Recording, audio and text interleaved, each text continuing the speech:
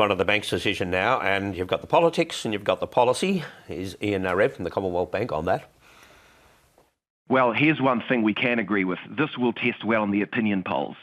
The question we should be asking as the public is, if a government's going to judge its success of an economic budget on the next day's opinion polls, is that the kind of economic policy we want? All right, they can say that, but will it have any impact? Well, I think ignoring public opinion is what has got the banks to this point anyway. I mean, these issues have been around for years about banks and their treatment of customers, and people have been saying for years they should be changing their culture, they should be addressing these issues more, and they've treated all this with contempt to the point where they're now being threatened with a Royal Commission. And this levy does not do away with the threat of the Royal Commission. As bad as it is now for the banks, it can always get worse. If they continue in the way that they are, by threatening to pass on all these costs to consumers, by continuing to treat consumers with contempt, they will end up with the levy and they will end up with a Royal Commission as well. So they lose-lose. The Big Four in Australia, the Big Four banks in Australia had the best global financial crisis. There are five in this list. Well, there's a fifth in this list. You can add a fifth to it. Yeah. But the Big Four have had the greatest global financial crisis in the history of economics. So not only did they have the guarantee, they had deposits running to them. So a lot of their competitors actually shrank coming out of the GFC. So a lot of people have, and probably saving a little too much at the moment because we don't have much spending going on in the real economy. When you're in a position like that and the government is propping you up, there is a trade-off at some point.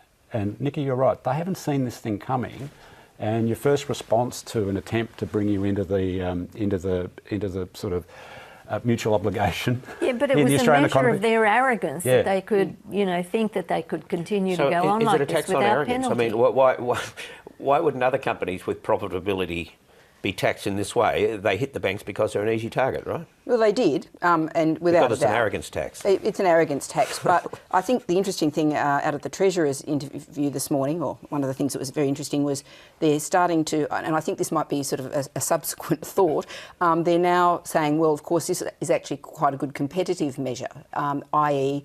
It sort of balances the playing field between the big banks and the smaller banks. It also sort of gives an opportunity to say, well, look, if you don't like it, go to one of the smaller banks. The flaw in this tax, apart from whether you should be taxing arrogance or not, the flaw in the tax is clearly they haven't done the homework on it, and what would otherwise be an almost flawless budget in its delivery has been damaged by the fact that Treasury wasn't able to actually explain to the banks how this thing was going to work. And that's the only real bit of policy where you go, well, these guys have just done this on the fly. The deja vu all over again is the mining tax, isn't it? So the thing is locked up, it's held tight within the government. People, it sort of started to get out just before the budget. Well, I think they only thought of it just before the budget. And then when you sit down and try and figure out how this thing works, I don't think the banks, by the way, have quite the same street cred that the mining companies had in 2010. They've got no friends at all. But again, I just want to reiterate this point. The banks got bigger during the GFC.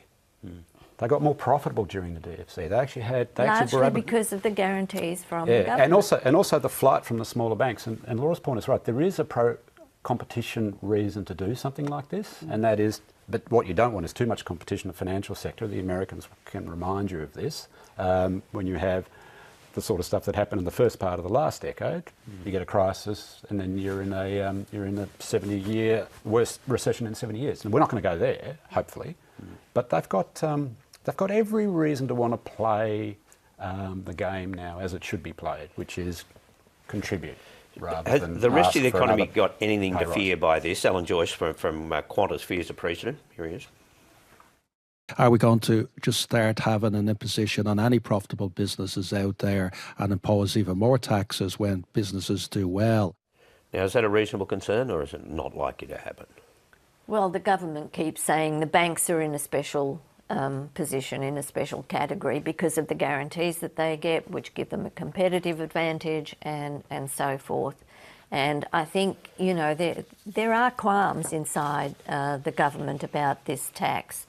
And I think if there was any suggestion at all that it would be extended to other areas, then we would see considerable internal tension about it. So I can't see them venturing down that road. I think that would be sort of a bit of a suicide path, really. All right, but the company